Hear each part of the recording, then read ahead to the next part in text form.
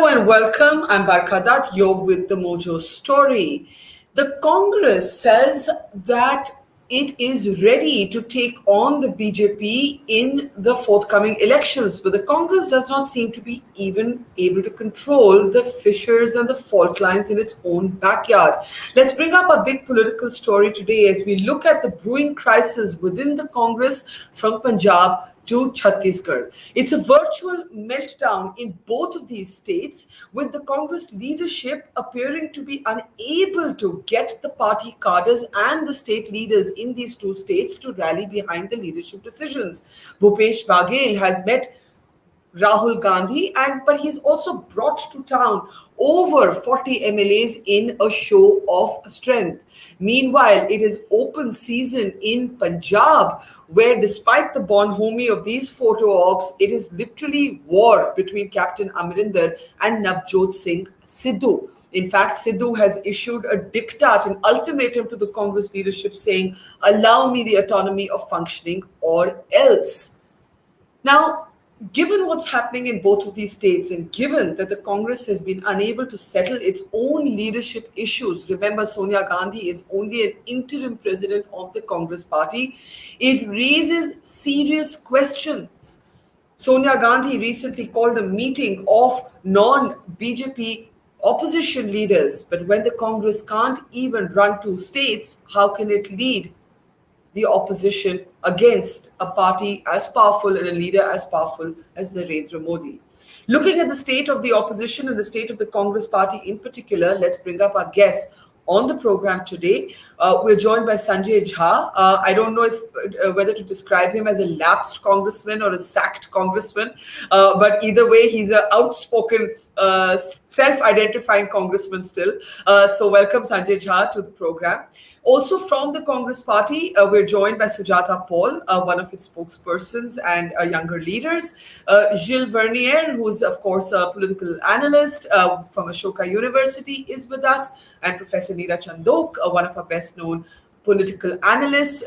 If we can just correct that on the screen, I'm not sure why we've called her a columnist. She's a political scientist and one of our leading academics is with us as well. Welcome everybody to the program. And Sanjay, I have to start, by bringing you into the conversation because I think you've gone hoarse trying to urge, should I call it your erstwhile party, to mend its ways, and it doesn't seem to be listening. What do you make of what's happening in Punjab and in Chhattisgarh, Sanjay, the big picture? Well, I think there is obviously a very clear trust deficit that the leaders of the Congress party have with the people in the high command, if that's the cliche that we're going to use. And the high command means basically a Congress president. And at the moment, the Congress really doesn't have a Congress president. You have an interim Congress president. And I think that is the real source of the problem, Barkha. I mean, you can't have a corporation or a media house running if you don't know who's the CEO for the last 2 years or 2.5 years. And all you know is through speculation and rumors and hearsay as to who's the de facto person who's taking the big decisions. Now, I'll tell you the problem here. The problem that you're seeing in Chhattisgarh, or what you saw in Rajasthan with Sachin Pilot and Mr. Gehlot, and what you see with Mr. Dev and Mr. Baghel, is verbal assurances that were given to them that the Congress will have a rotational chief minister situation happening in these two states. Now, the assurances were given. I can tell you that because I have some internal access to that information. And the Congress leadership has since backed out, saying, give us more time to put it into execution. And this results in the person who's waiting to be the chief minister to feel that he or she has been misled and basically led up the garden path. The person who's occupying the seat has obviously got no intention to leave it. Firstly, I think it's a very fragile arrangement for the simple reason that politics, Barkha, as you know, is all about power. And I don't think the Congress is an exception to that lust for holding on to the seat once you get it. Secondly, if this arrangement was not articulated publicly, then at the end of the day, this remains shrouded in secrecy, and it's about one's word versus the others, which is why you have this preposterous situation.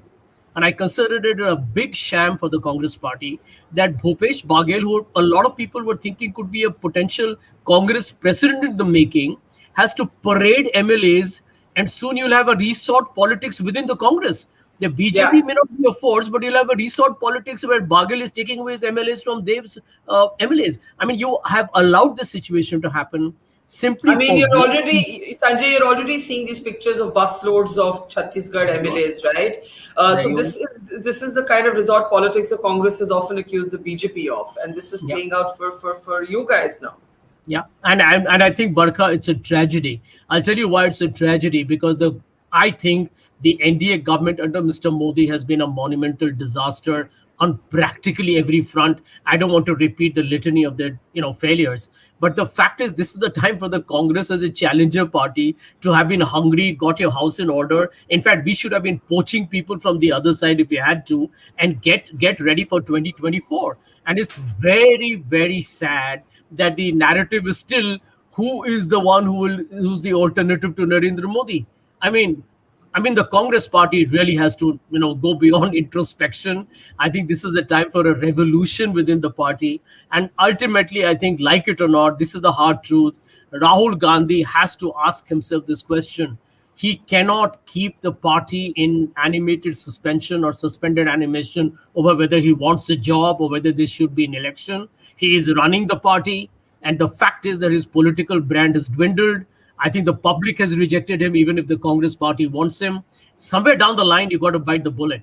And I think the Congress party is really letting down not just itself, but I think millions of people who have a liberal secular credential Who do wanted to. you who do you blame? I deliberately didn't call a BJP representative to this conversation because I Mhm. literally don't think the BJP has anything to do with the sort of meltdown that's taking place within the Congress party. This time, the Congress can't blame the BJP of poaching its members. It's a totally self-inflicted wound.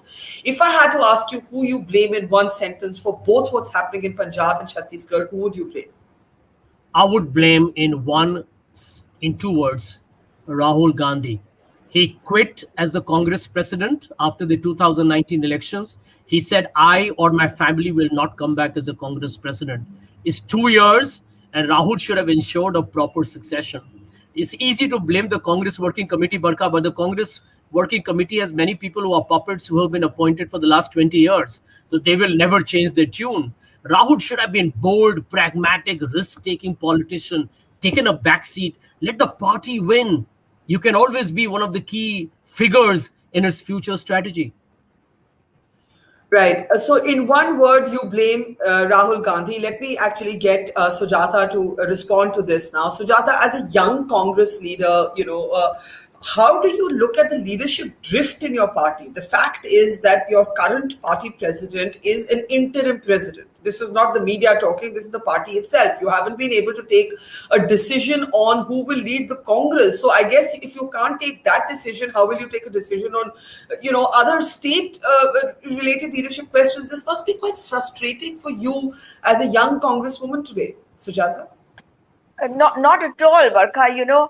As far as Congress persons are concerned, Mr. Jha just said that the Congress might want Rahul Gandhi as their president, as their leader, but people have rejected him. Well, people make the Congress, and we must not forget that 12 crore people voted for the Congress in 2019. We shouldn't forget that either.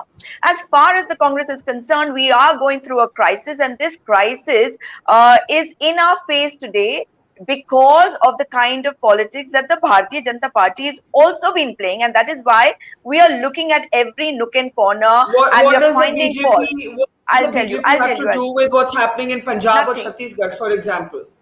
No, Right? what I mean is that everything is in our face. We are looking at them because we've been decimated. There's no question about that.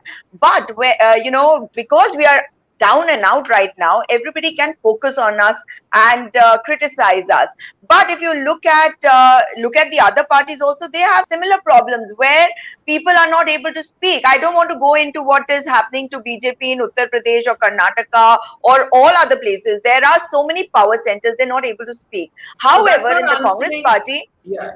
That's Yeah. yes. However, as far as the Congress is concerned, let me come to Chhattisgarh. In Chhattisgarh, definitely we have very, very strong leaders, and that has always been the positives that we've had. Bhupesh Baghel ji or T.S. Singh Deo ji, both of them are very strong leaders. And one thing we must not forget is you showed us pictures of how the MLAs were getting into the bus, but Mr. T.S. Singh Deo is still in Delhi apparently, and it is Mr. Bhupesh Baghel who reached Chhattisgarh before him, and he has held back deliberately so that it does not become a show of strength versus show of strength. What does that prove? That proves that we have the right to speak, and there are issues which will be sorted out. If you So remember, am there was I? such a huge issue Yeah. in Rajasthan, Barkha, but it got sorted out. It's There is not an issue sorted in out. I'm sorry, but it's not sorted out. I do not have any reason as a political journalist to believe that the Rajasthan situation is resolved,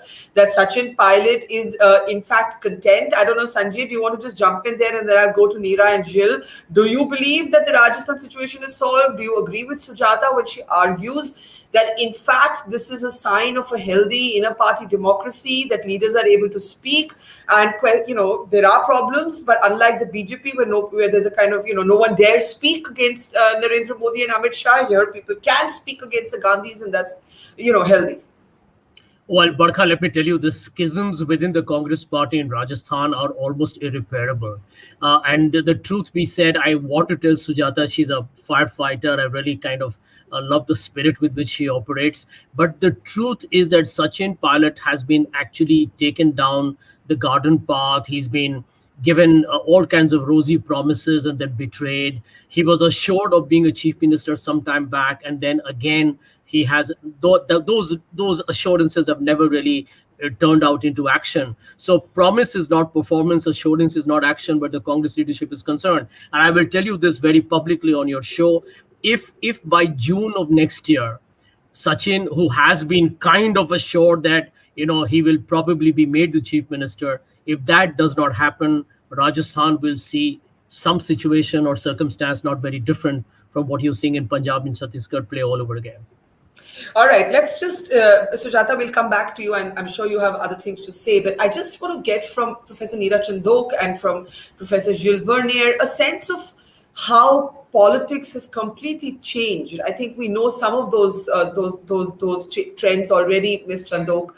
Personality centric, people looking for a face, people looking for a compelling story. Where state leaders have been able to resist the BJP, it hasn't only been governance oriented. It has been that people know who their leader is. It's very rare, and it's almost always where the BJP has won, where you've had it otherwise. When you look at what's happening with the Congress in states like Punjab and Chhattisgarh, what does it represent to you, Neera? I'll start with you. Yeah. Oh, sorry. Okay, I'm unmuted. Yeah. Go ahead. The strength of the Congress party was, and this historians have written about, that it was always a coalition of various interests and what have been called the big men. So there were caste leaders, regional leaders, etc., etc. Now, whenever the Congress leadership, national leadership adopted a policy or called off a campaign like Gandhi often did, they went through these leaders. They never, ever interfered in the politics of the region. The linguistic states, Nehru did not directly interfere. He left it to the regional leaders. But if there was a problem, he would resolve it. And this was because the national leadership had moral legitimacy. They had led us, through the freedom struggle. And as a person, he himself had a great deal of legitimacy. Now, I'm saying this with a great deal of regret because I have great admiration for Mrs. Sonia Gandhi. But the spectacle of three members of a family deciding the fate of elected leaders is not a pretty one. The media has introduced the word optics. The optics are all wrong. By what authority have they decided not to give Sachin Pilot what he deserved, but to give Navjot Singh Sidhu Sidhu's language is so objectionable. The first thing he said was, we are all हम सब गुरु के आदमी हैं. Now, I have great respect for gurudwaras. I go to gurudwaras, but we are not members of a theocratic community. We are members of a democracy. We say fellow citizens. What will happen to the non-Sikhs in Punjab? And then his latest bombshell, "Main eat se eat baja dunga." I mean, what kind of language is this? And he will fall. He will take the Congress party with him, and I am very fearful that this is the only big state that the Congress commands, really, in India. And I want to look at Sidhu's politics and the sort of dangerous flirtation with extremism that he's doing. But I want to push you a little bit on what you said about the optics of one family deciding everything. Of course, I agree with you. But then people hark back to Indira Gandhi, to her authoritarianism, to the fact that if Mr. Modi has modeled himself on anybody, it is in fact Indira Gandhi. So is this really about democracy, or is it that when you lose your legitimacy in the eyes of the public, you can't get away with the things that you could get away with if the people followed you? Which is how actually Modi and Shah might run a dictatorial ship, but as long as the voters keep voting them in, they'll be continue to do that. So really, we're not talking about abstract principles or even optics here, are we, Neera? No. Indira Gandhi, we forget, was an elected leader. And she was the leader who actually destroyed this whole notion of the Congress being a coalition. It is true. She created a national constituency, and we are the first ones to say she was a populist leader. Yes. She had the Congress under her control. Today, we are seeing open splits in the Congress. I mean, I read Sanjay's very amusing piece on mutton tikka or chicken tikka at Kapil Sibal's dinner. I found it very funny. Yeah. I actually laughed early in the morning. What is this? Two groups of Congress people, initiating an alliance with the opposition. Now, how does the Congress have any legitimacy to head an opposition alliance when their own party is in disorder? It doesn't. It is completely counterproductive, and that's what I am sad about, because this is the only national party we have. And how long is Mrs. Gandhi going to step in and sort out the problems? Rahul, as of now, is a member of the Lok Sabha as a representative of Wayanad. Why is he interfering in Chhattisgarh, or why is what the report? That's a good question. But the story is Priyanka Gandhi chose. I mean, sorry, what is Priyanka? What are her credentials? People have started asking this, particularly the attack on dynasties. Two people were bad enough, they brought the third boy. I can't understand what they're doing. It's very worrying. Yeah, it is worrying because the democracy needs an opposition, a national opposition, and currently we don't have one, which is robust. We have one, but we don't have one that is robust.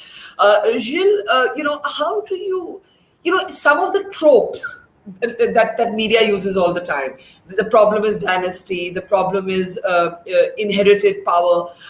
And then, of course, we have examples of state leaders who are also dynasts, where that doesn't seem to be the problem. I think the problem might be between those who appear to work really hard on the ground and those who don't. And people seem to be willing to forgive, let's say, a Jagan Reddy after 1 year of a Padyatra, though he was a dynast. They seem to be assessing an Uddhav Thackeray on governance rather than on dynasty. So have some of these old tropes sort of also, lived past their relevance date? I don't know, Barkha. I see a lot of continuity in the crisis that, the Congress, suffers from, and not just, compared to the past few years, but to take a longer period. So there's a long history, as, Neera reminded us of, interference of the party high command in state units, right? But the difference between the past and now is that the Congress used to do that from a position of strength and authority. Right? That's right. Dismissing chief ministers, for example, used to be a means to take control of a state party unit or put the party in order, or even to send messages to other CMs to stick to the party line or else. But now they don't have that many Congress chief ministers. Actually, they hardly have any, and they surely they do not have the kind of established central authority that they used to have. What you have is a remnant of family authority combined with a formal vacancy of power, with no indication that it's going to change, in the near future. And so one question that we can ask, and I don't claim to have the answer to it, is, is the crisis that we see, conjectural? Is it, particular situation in two states, or are there structural elements at work? And when you look at the trajectory of the Congress Party, especially particularly after the 1980s, this is a party that has succeeded in maintaining itself electorally. Even though I would argue that the Congress, by virtue of having 1 out of 5 votes in India, remains relevant, but that does not mean that at the same time it could, maintain the strength of its organization. So the Congress has undergone a process of organizational decay for decades now. And as the political stage, the party system was, very fragmented, it could still manage to win a series of elections and even win, nationally at the head of the UPA coalition. But now that they don't have that, strength anymore, now that the BJP occupies a dominant space, that no longer works, and those that organizational decay becomes, more apparent and more dysfunctional. There's a last point that I would make also, is that it shows that how difficult it is for a party that's not in power to manage its internal factions. The diversity within Congress has always been its strength, but as long as it was in power. Now that it's not in power, the Congress, the party, and particularly the High Command, is not in a position to distribute compensations to the factions that are not empowered at the state level. Right? Because they're not in power, they don't have resources, to do that. They don't have resources to give to other factions. And so the stakes become much higher for those factions. And the result is what we've seen in Rajasthan, with the tussle between the Chief Minister Gilles and Sachin Pilot, and in Madhya Pradesh, where Jyotiraditya Scindia left the party altogether to join the BJP. And so my sense is that there is something more structural at work, which is which must be deeply worrying for the Congress Party, rather than two conjectural episodes. Right, and I want to examine, what those structural changes and problems might be. But first, before I come back to Sujata, to take a look at what Navjot Sidhu, it was perhaps unheard of at one point. That there could be this kind of open questioning, open threats to the party leadership, and this is what Navjot Sidhu actually had to say. Completely a kind of, if let me be who I want to, or else. और आज भी मैं high command ਨੂੰ ਇੱਕੋ ਗੱਲ ਕਹਿ ਕੇ ਆਇਆ ਕਿ ਜੇ ਮੈਂ ਇਸ ਪੰਜਾਬ ਮਾਡਲ ਦੇ ਉੱਤੇ ਇਹਨਾਂ ਲੋਕਾਂ ਦੀਆਂ ਆਸਾਂ ਦੇ ਉੱਤੇ ਖਰਾ ਉਤਰੂ, मैं अगले साल 20 साल राजनीति ਦੇ ਵਿੱਚ ਕਾਂਗਰਸ ਨੂੰ ਜਾਣ ਨਹੀਂ ਦਊਂ। लेकिन ਜੇ ਤੁਸੀਂ ਮੈਨੂੰ निर्णय नहीं ਲੈਣ ਦਿਓਗੇ ਤੇ ਫਿਰ ਮੈਂ ਇੱਕ ਵੀ ਖਤਮ ਇੱਕ ਕਿਉਂਕਿ निर्णय ਲੈਣ ਤੋਂ ਬਿਨਾ 10ਵੀਂ ਘੋੜਾ ਬਣ ਕੇ ਕੋਈ ਫਾਇਦਾ ਨਹੀਂ। So I'll just translate that for those who don't follow Punjabi. He's talking about building a Punjab model. He's saying, if you let me take decisions, I will, change the fate of the state. But if you don't, then I am going to answer brick for brick, because there's no point being an also ran. There's no point being that sort of 10th horse in the game. I'm roughly translating it. Sujata, I mean, this is not quite inner party democracy. This is not quite healthy discourse. It seems to me only a matter of time before Sidhu is either removed or he leaves the Congress, which will again put a big question mark over Priyanka Gandhi having pushed Sidhu onto the stage to begin with. Your response, ma'am, Sujata? We are talking about what can happen, and right what now, do you think as I should see happen? What do you think should happen after a speech like that? That's an old speech, and now he is heading Punjab Congress. But what I want to talk about is, if you remember, Captain Amrinder Singh had said, after before the last elections, that would be his last election. We must not forget that we need to build on our leaders also. Of course, there have been times when what leaders have said have been in question, and in this particular case, I don't think that was such a big issue after the matter was resolved. The matter became really huge after his advisors started speaking, and I'm talking about it. So that was an issue which has also been spoken about by the Congress leadership. Mr. Harish Rawat has also said that it will be Captain Amrinder Singh who will remain at the helm of affairs. So, people need to be controlled. And one must not forget that, when there is a transition happening, and the Congress party is going through a transition, we've gone through a very bad time. And right now, like, one of the panelists just said, that we are out of power in most places. So, because we are out of power, we are being able to see all this. And it is a known saying that in times of adversity, you test a man's character. So if people have left, let me just say that, we've seen what kind of people they were, and we wish them all well. We have no problems with who has gone where. But the point is, but let me just complete. But the point is, are we going to be able to make the Congress party strong? And why I'm saying that is, I'll tell you, as far as I am concerned, I have debated with Mr. Jha a number of times, and I was never part of the Congress party. I was always out. But I can see as an educator, I could see what is right and what is wrong and which side I need to go to. You know very well that this was the right time for everybody else to be going to people who are in power. I didn't choose that. So there must be thousands of people like me, because there are 12 crore people who voted for the Congress party. Okay, so I do not agree. Hang on. Harish Rawat is probably the Congress's strongest leader in Uttarakhand. Instead of giving him a role in Uttarakhand, he's busy firefighting, dousing flames in Punjab, where he doesn't have the autonomy to take a decision on whether Sidhu should be kept or not, where the advisors to Mr. Sidhu go and make statements that are pro-Khalistan, that flirt with Sikh extremism in a way that it actually only strengthens the right-wing discourse and hurts the Congress party, right? So while I admire your passion, I really do, and I do not at all mean that in any sort of condescending way, aren't you frustrated at what's going on? I am here because I want to correct things, and I want to do it with a leadership that understands that.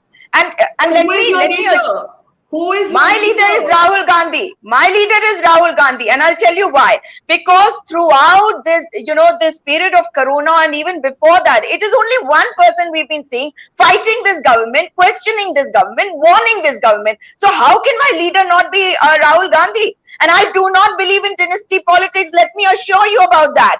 And when I talk about somebody I want for my country, I want somebody who's educated, who can think things through, and who can allow people to lead. I'll tell you again that as far as Vidhan Sabha Gheraos are concerned, you see Srinivas BV in every state.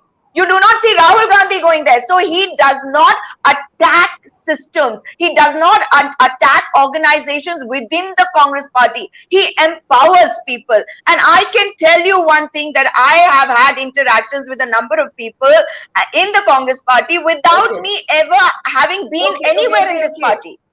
Okay, hang on. I want to take this to Sanjay Jha. Sanjay, you were a big Priyanka fan. You kind of said, get Rahul out of the way, bring Priyanka in. Actually, the crisis in Punjab is completely Priyanka Gandhi Vadra led.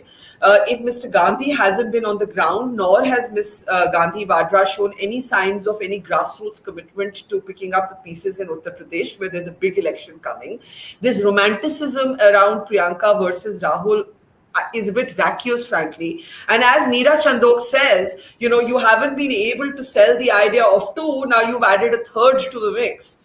I just want you to maybe concede that the Punjab crisis is created by Priyanka. Well, Barkha, before I answer the question, the Congress once upon a time used to be seen as the big tent party. Not only could we, we were a united, cohesive unit with some degree of internal democracy, that frankly it got demolished after Mrs. Gandhi, announced the emergency, and it was never the same thereafter.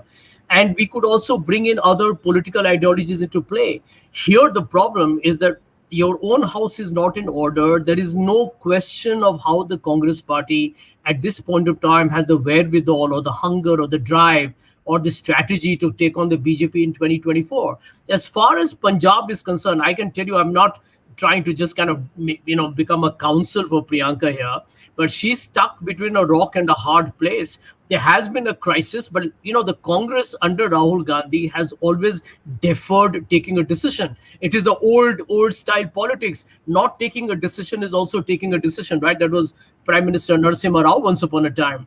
This doesn't work in today's times. There is a lot of people who are saying that Congress is out of power and therefore it is difficult for you to compensate disgruntled elements. I don't agree with that. That's exactly what your job is. You are not going to win every election. When you're out of election, find a way to get people to be ideologically So, committed.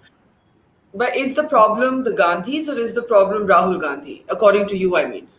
See, I believe Mrs. Gandhi, as far as she's concerned, did her part and she actually exited the party as a Congress president voluntarily in 2017 itself, where Rahul Gandhi became the Congress president in 2018. I think the question that comes up here is that when Rahul made a statement, and I know Rahul well, he's a good man, he's got good intentions, he's well read, I think he's sincere. But Sujata's statement is symptomatic of the problem of the Congress. Guess what Sujata says? Sujata says only Rahul Gandhi has been taking on Mr. Modi. Only Rahul Gandhi challenges the RSS. And I say that's absurd nonsense. You look at the people in G23 that I believe that, I basically have championed right from the very beginning when I started writing those articles.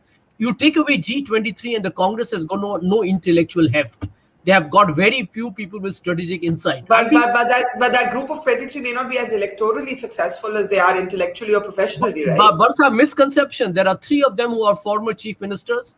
And even today, you have people who are elected members of parliament. And 2 of them, by the way, include Shashi Tharoor and Manish Tiwari, who are probably your best voices in Lok Sabha. So the fact of the matter is that the Congress has allowed itself, and I'll share something with you. I was more optimistic about things 6 months ago. But the way elections have been postponed, Rahul Gandhi continues to have the final say in matters without actually any defined role. And the demoralization of the workforce of the Congress is absolutely incredible. I mean, it's shocking to say the least. And I'll tell you what, you hit the nail on the head at the beginning of the program, that none of this has got to do with the BJP. This is that famous kamikaze moment of the Congress all over again. Self-destruct. Yep. And offer it on a silver platter with the best packaging the world could have ever conceived. Kamikaze moment is quite well said. Gilles, to you first and then to Neera, because you think it's structural. And therefore, what do you see happening to politics over the course of, let's say, the next year? Of course, UP is going to be key. It's going to be a watershed election, but that may not solve the issues of the Congress because the Congress is simply not a player in Uttar Pradesh. Yeah, see, I mean, the whole debate, boils down around this idea, right, that you cannot claim to govern India if you cannot govern itself.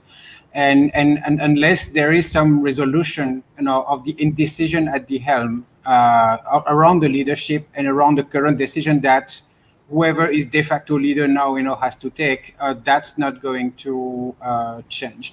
But if you look at recent election, say post 2018, the parties that have been able to throw a serious challenge to the BJP have been regional parties, state-based parties, including incumbent parties like Mamata Banerjee's Trinamool. And so it seems to me that regional parties have the opportunity now to take the lead in rebuilding an opposition front in which the Congress, has to decide whether, it wants to be part or not. But the current situation and the inherited situation within the Congress prevents him from nurturing any ambition of leading the effort of building an opposition. And to add to that, Neera, when Sonia Gandhi convened just days ago an opposition meeting, the absences were almost more significant than those present. And so, the Congress made much of the fact that there were 18 parties present, but missing were Akhilesh Yadav, were Mayawati, were the Aam Aadmi Party. So, when Gilles says it's a structural issue, perhaps, and not just a personality drift, you would say what? It's certainly a structural issue. I remember many years ago, I was talking to a friend and saying, what do you think will happen if there are elections in the Congress? And she said, the mind boggles. We don't know what will happen. This was, I think, during Rajiv Gandhi's time when we were all very young teachers, idealistic. See, let me put it this way. I agree with Gilles that regional parties are important, but I cannot identify a single regional party who has a national perspective or a clear-cut ideology. They're all personality-driven. Many of them are as personality-driven as the Congress is or the BJP is. I mean, this is becoming a very uncomfortable reality of Indian politics. But I can't say any of them. They have actually created regional fiefdoms. I mean, they're only interested in their own little state, and they couldn't care about anybody else outside. They couldn't even care about people who don't belong to their community, as Sidhu is showing very openly. Many of us shifted from the left to the Congress because we thought this is one alternative. We need an opposition party. It has a grand history. But I'm more and more reminded of what Jawaharlal Nehru said when he attended his first Congress session in 1912. He said it was a group of people wearing top hats and morning coats, and there was no political tension, only social dynamics. It was a social. And honestly, the Congress would have become irrelevant by 1920 if Gandhi had not brought in his non-cooperation movement. You need someone to shake up the party. For God's sake, go and do something for people you're representing. Instead of fighting battles, why all the Punjab MLAs so exercise? There are elections around the corner. They all want tickets. Now, if they want tickets, they have to see who's important, whether it's A or B. I mean, that's the dynamic. It's very uncomfortable. And I think you made the very perceptive point that actually politics everywhere in India is becoming variations of the Modi model, which is that there's power organized around an individual. From Delhi to Bengal, that's what's true. Gilles, very quickly from you, and then I'll take last comments from our political voices. You're making the argument that it doesn't have to be one phase, one leader. It has to be an entire configuration. But the problem will still be who organizes this, who leads it, who assembles it together. And to Neera's point, that there are many state leaders, but no one national sort of seeming alternative. You would say what? Yeah, I mean, my point is to say that, I mean, the only horizon cannot be just the quest for an alternative individual figure to oppose to, the incumbent prime minister. I mean, there's a model of politics which function on the basis of power sharing, coalition politics, which is a term that's been reviled in India, but when you look at it historically, has actually produced has had some of the most progressive outcome that we've seen in terms of social policy, in terms of rights-based policy, and so forth. And so instead of trying to look for who's the best alternative or leading figure, maybe it's time to look at a reorganization of the oppositional space as itself a power sharing exercise. It is, I mean, in the past, it has translated in appointing prime ministers who were, technically, technocratically competent, but not necessarily huge political figures. P.V. Narasimha Rao, of course, is, one such example. Yeah. And his tenure has been one of the most significant, in India's recent history. And so, So in a way, what I'm hearing you say is that instead of going on saying who's the face to take on Modi, you're suggesting that a kind of return to refashioning of coalition politics may be the only opposition that could emerge nationally. It's not just one battle that has to be waged, against, a national party, but it's, a 30-state arena that has to where different parties in different configurations will have to contest at the best of their abilities, and where the opposition leaders, if they decide to do so or not, will have to ensure that they don't neutralize each other, that they neutralize themselves.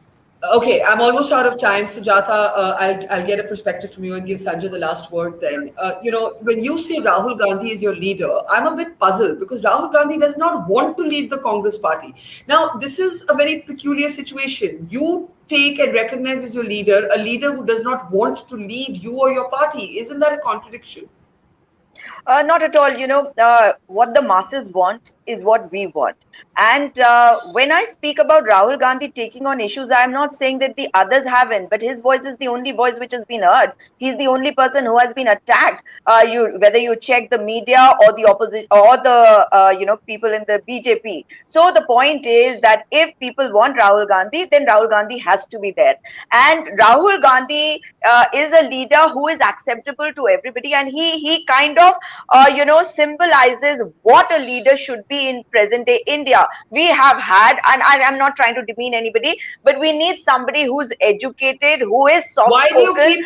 Why do you keep saying educated? Okay, I have to, I'll tell I you, have to hold you education there. not in terms of Because not it in terms sounds of elite. degrees. Because it sounds No, elite. Because no, we're no, no, not no, a no. state. We are not a state that provides equal education Yes. to everybody. So the moment Yes. we ask that of our leaders, we are being elitist because it is not equally available to everybody in this country. I'm not talking in terms of degrees. We have to be very clear about that. And I also believe that education is what begins after you leave school and college. So how you look at the world, how sympathetic or empathetic are you towards the people of this country? Because this country needs not an iron hand to be ruled. It needs people to be brought together, and everybody needs to be allowed to flower, and everybody needs to blossom. So that is what I think. Rahul Gandhi's politics is different, and we will have to wait and watch, because you will see this in Uttarakhand. And I'll give you a little example. Here, the Char Dham Purohits who voted this government to power because they thought that they would do something for their religion have brought in a Devasthanam board, and they're all out on the streets. So what does that prove? Now they are moving towards the Congress, and not the Congress, because I'm in touch with all of them, and they say Rahul Gandhi. That is why I say that my leader is Rahul Gandhi, because my leader Rahul Gandhi is the leader that the people who voted for the BJP earlier are looking at.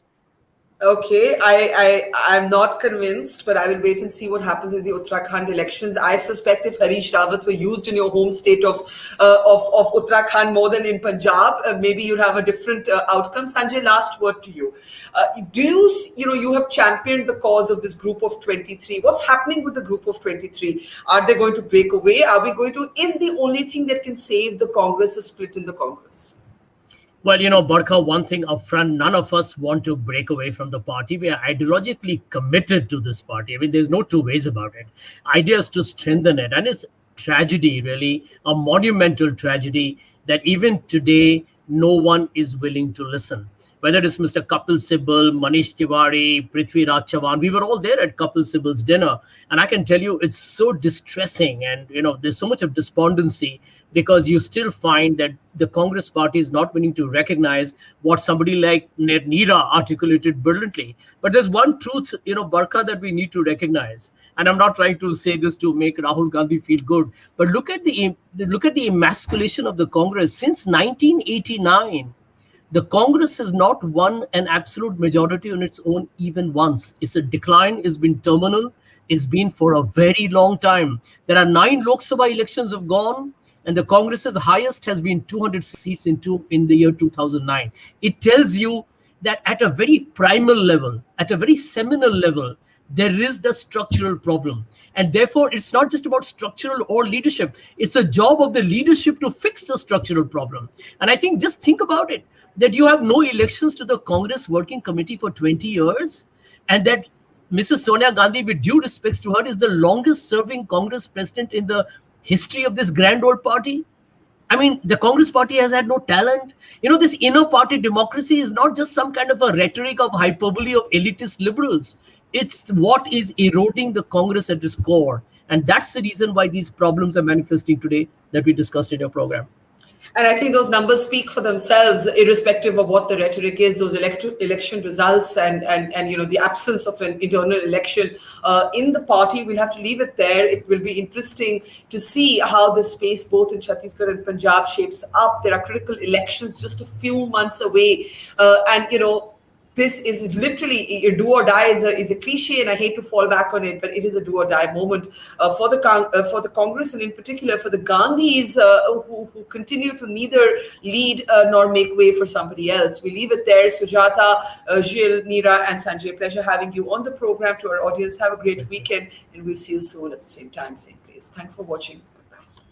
Bye. It's great to see you here. Thank you for watching our work. If you haven't subscribed yet, don't forget to click the bell icon and subscribe to Mojo Story and support independent, robust journalism.